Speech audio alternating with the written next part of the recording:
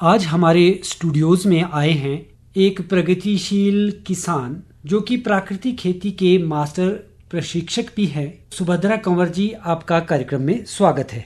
धन्यवाद जी। किसान भाइयों, आज का हमारा विषय है चुकंदर से बीज किस प्रकार तैयार करें। कंवर जी, मेरा पहला प्रश्न आपसे यही है कि चुकंदर के बीज का चुनाव हमारे किसान भाई किस प्रकार कर सकते हैं। नमस्कार जी, मैं सुभद्रा कंवर, मैं अर्की से बिलोंग करती हूँ और ग्राम सुझैला से मैं बिलोंग करती हूँ। तो चुकंदर की खेती से बीज तैयार हम कैसे कर सकते हैं। चुकंदर की बीज तैयार करने के लिए सबसे पहले तो हमारे को वैरायटी चुनाव करना पड़ता है कि किस वैरायटी का हम बीज लगाएं। अगर हमने बीज तैयार करना है तो हमें इसके लिए तापमान का भी ध्यान रखना पड़ेगा, और अगर हमने कंद ही तैयार करने हो तो इसके लिए भी हमारे को तापमान का ध्यान रखना पड़ेगा कि हम कैसे चुकंदर का बीज तैयार करने के लिए तापमान अलग सा होता है और हम कंद तैयार करते हैं उसके लिए हमारा तापमान अलग सा होता है। बीज के लिए चुकंदर लगाने का उपयुक्त समय, अगर हम चुकंदर का बीज, वैसे तो अगर हमने कंद के लिए बीज तैयार करना है तो उसके लिए तो हम 12 महीने हम लगा सकते हैं, मगर अगर हमारे को बीज तैयार करना है ना तो उसके लिए तो हमारे को अक्टूबर महीना चुकंदर का बीज लगाने के लिए उपयुक्त है। मतलब आजकल का समय उपयुक्त है। हाँ जी, आजकल जो हमारा अक्टूबर महीना चला हुआ है उसका समय हमारे के लिए बहुत उपयुक्त है बीज के लिए। और अगर हमने कंद के लिए लगाना हो तो वो तो हम 12 महीने उसको लगा सकते हैं। और अच्छा, रही तापमान की जरूरत, अगर हमने बीज तैयार करना हो तो उसके लिए तो हमारे को 15 से 25 सेल्सियस का तापमान की जरूरत पड़ती है। और अगर हमने कंद के लिए भी तैयार करना हो तो उसके लिए हमारे को गर्म भी चल पड़ेगा, 30 डिग्री सेल्सियस तक हमारे को तापमान की जरूरत पड़ती है जी। तो ये बीज किस तरह लगाया जाता है हमारे खेतों में। बीज हम चुकंदर का बीज लगाने के लिए हम 3 तरीकों से लगा सकते हैं। नंबर 1 तरीका है कि हम नर्सरी देके बेड बना के नर्सरी लगाई और उसमें हम बीज लगा सकते हैं।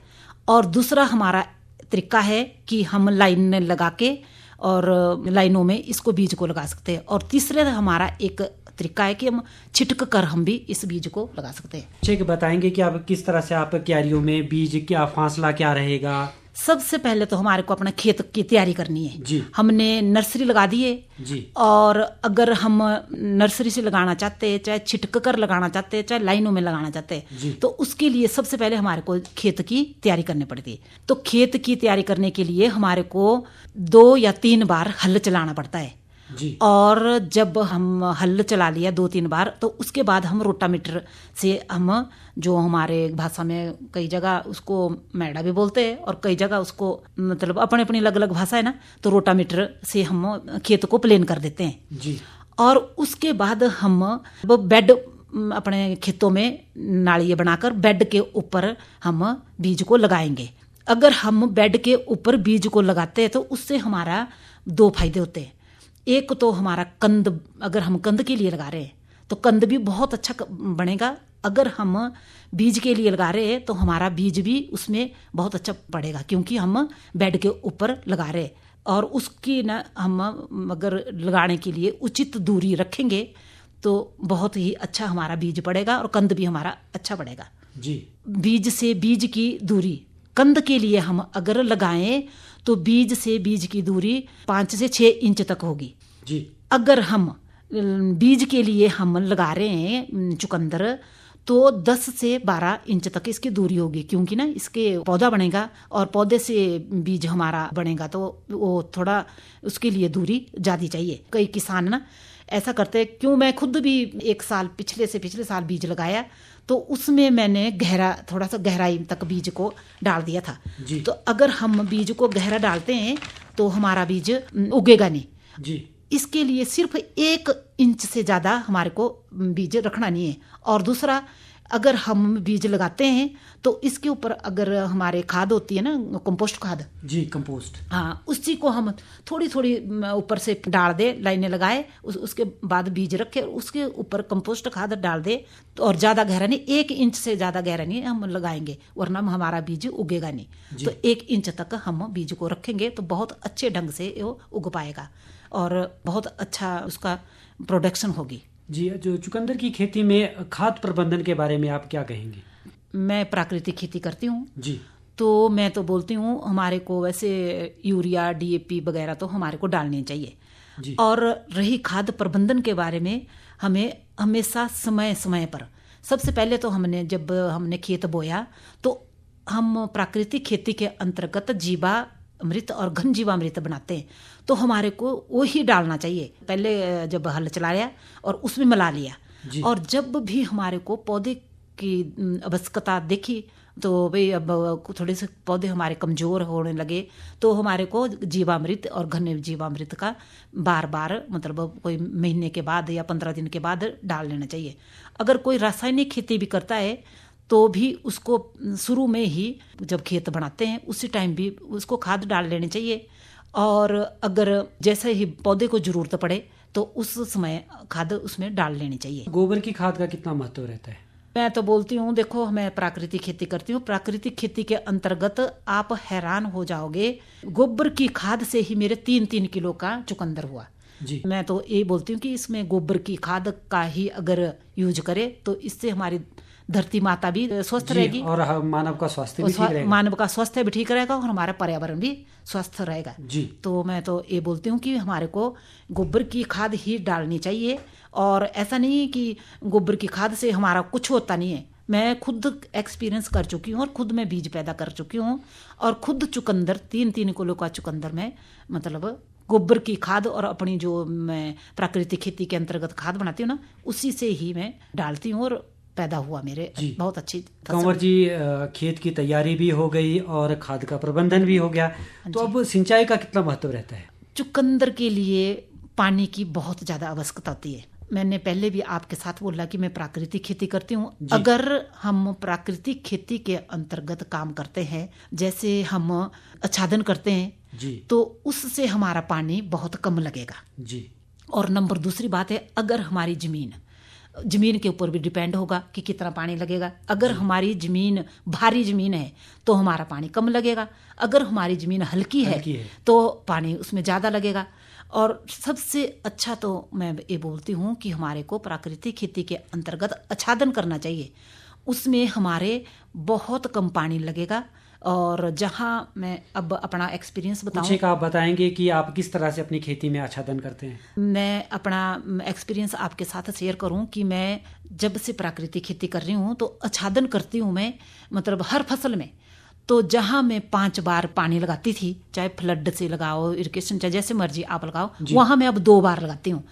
इससे इतना फर्क पड़ा कि आच्छादन से कि मतलब एक तो हमारे जो केंचुए होते थे वो भी सुरक्षित रहते हैं, और जो हमारे खाद का काम करते हैं हमारी फसल को, हमारी जमीन को उलट पलट उल्ट पलट करते हैं। और एक मैं तो बोलती हूँ तो केंचुआ तो एक हमारी जमीन का इंजीनियर है, इंजीनियरिंग मित्र है, किसान मित्र है। और ये तो मैं एक इंजीनियरिंग, जैसे इंजीनियर होते हैं ना वो बिल्डिंग बनाते हैं, वैसे ही हमारे खेतों को बनाता है केंचुआ। तो इससे आच्छादन से ना एक तो मतलब केंचुआ हमारे बढ़ते हैं, और दूसरा हमारा पानी कम लगता है, जमीन में नमी बरकरार रहती है। और जब बोलते हैं चुकंदर को पानी की ज़्यादा आवश्यकता होती है, तो इस ढंग से अगर हम पानी का प्रबंधन करें तो हमारे पानी कम लगेगा।